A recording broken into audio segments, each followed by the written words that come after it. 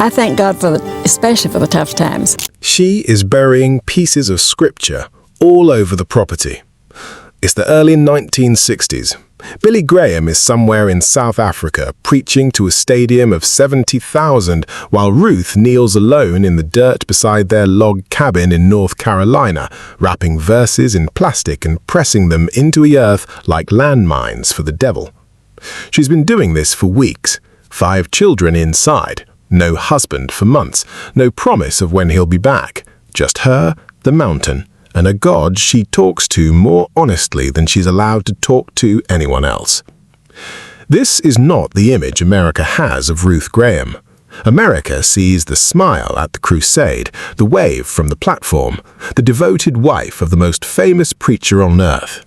But Ruth is not on that platform. Ruth is here, alone, raising his children in a house she literally built herself from the salvaged bones of abandoned Appalachian cabins while her husband's voice echoes across continents.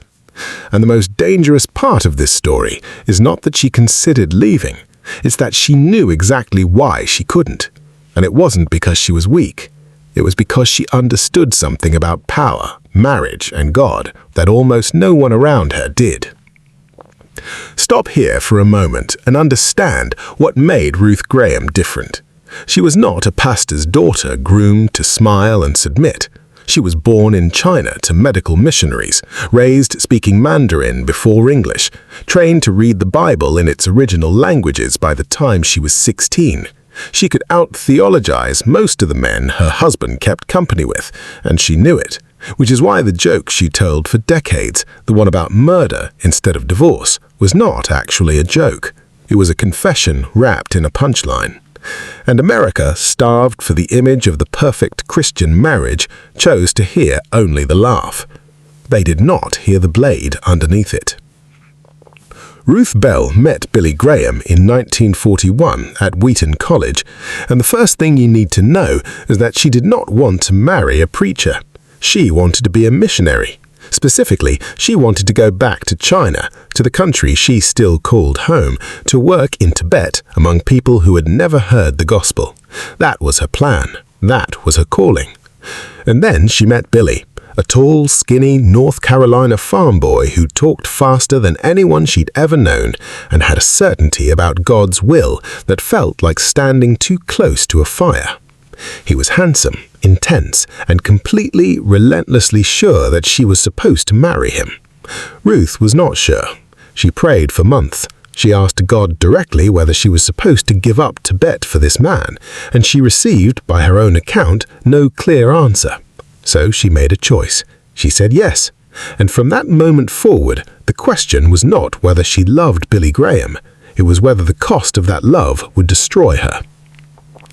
They married in 1943, and within 2 years, Billy was gone more than he was home. Not occasionally, not for short trips, gone. Crusades that lasted weeks, then months. His fame detonated in 1949 with the Los Angeles tent revival that made him a national figure overnight. And after that, there was no going back. He belonged to the stadiums now, to the presidents, to the cameras.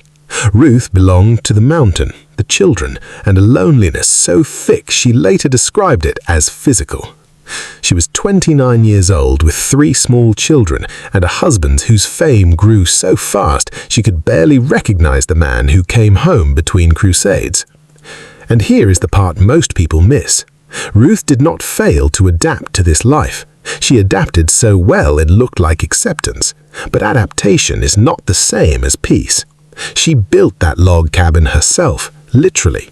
She scoured the North Carolina mountains for old, abandoned cabins, bought them, had them disassembled log by log, and reassembled them into the house where she would raise 5 children mostly alone. She named it Little Piney Cove.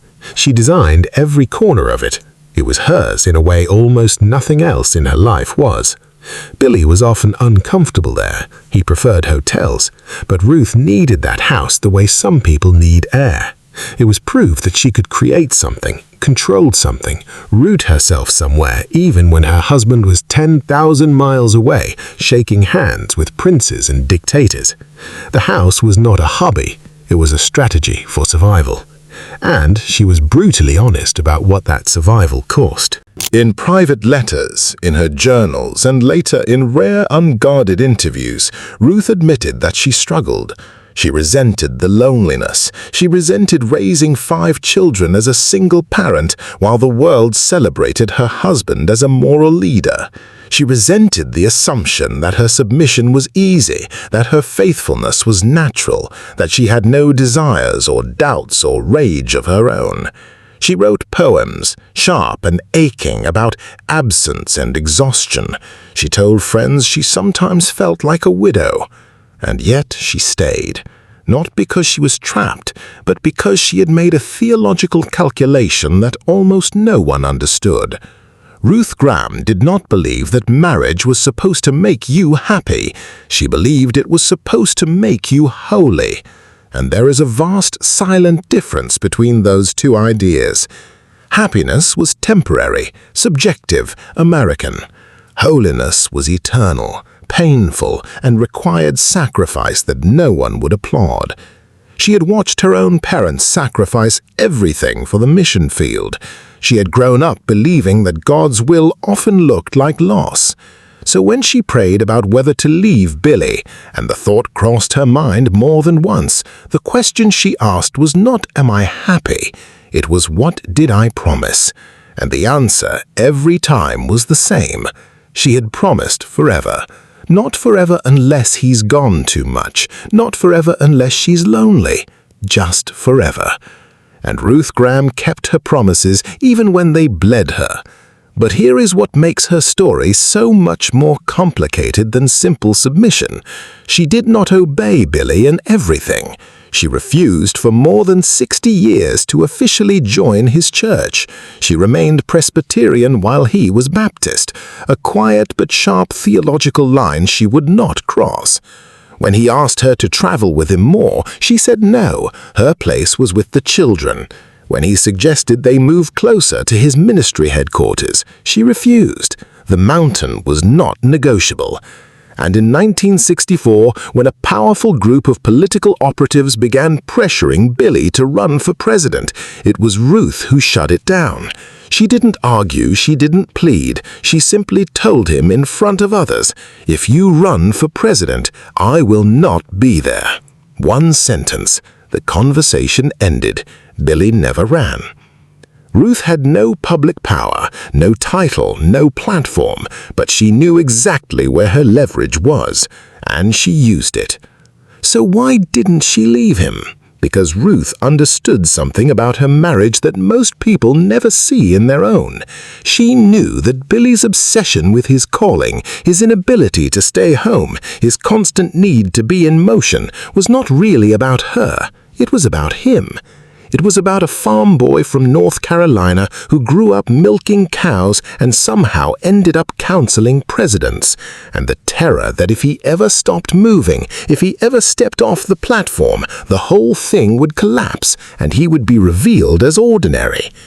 Billy needed the Crusades the way an addict needs a fix, not because he was evil, because he was afraid. And Ruth saw that. She saw the fear underneath the feign, and instead of hating him for it, she made a choice to absorb the cost. That is not weakness. That is a form of power so quiet, most people mistake it for surrender. But the cost was real. Her children, by their own later admissions, struggled. Some of them resented their father's absence. Some of them resented their mother's choice to stay. Ruth did not pretend this was easy.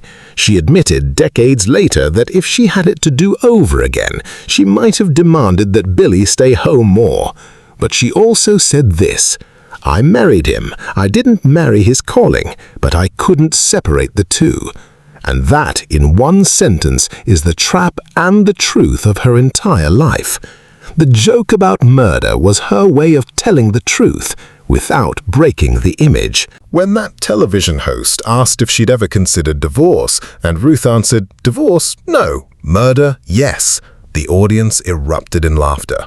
Billy laughed. The host laughed. It became one of the most famous lines in evangelical America, repeated in sermons, in books, and Sunday school classes as proof that even the best marriages have hard moments. But listen to it again. She did not say she wanted to leave. She said she wanted him dead. That is not the same thing. Divorce was a failure of promise. Murder was a fantasy of release. One destroyed her integrity, the other just ended the pain. And Ruth, who spent her whole life choosing integrity over relief, knew exactly what she was saying. The audience just didn't. In her later years, Ruth's health failed long before Billy's did. She suffered from degenerative arthritis, back pain so severe she could barely move, and a series of falls that left her more and more homebound. Billy, by then in his 70s and 80s, finally slowed down. He was home more, but by then Ruth was too sick to enjoy it the way she might have decades earlier. The irony was not lost on her. She had waited a lifetime for him to stay, and when he finally did, her body was already breaking down. They would sit together in that log cabin she built, two old people who had spent most of their marriage apart, and Ruth would look out at the mountains and wonder, sometimes aloud, whether it had been worth it. She never gave a clear answer, because the truth was she didn't know. She died in June 2007, 3 weeks after her 87th birthday, with Billy beside her. And then something happened that reveals more about their marriage than almost anything that came before. Ruth had left explicit written instructions about her gravestone. She wanted it to say, "End of construction. Thank you for your patience." It was a reference to a road sign she'd seen years earlier, and it made her laugh because her whole life had felt like perpetual construction, never finished, always in process, always requiring patience from everyone around her. It was self-aware, humble, and very Ruth. Billy's team overruled her. They argued it was too flippant, too casual for the wife of Billy Graham. They insisted on something more dignified. And Billy, grieving and exhausted, did not fight them. So Ruth's stone was carved with a traditional inscription, neat and respectful, and utterly unlike her.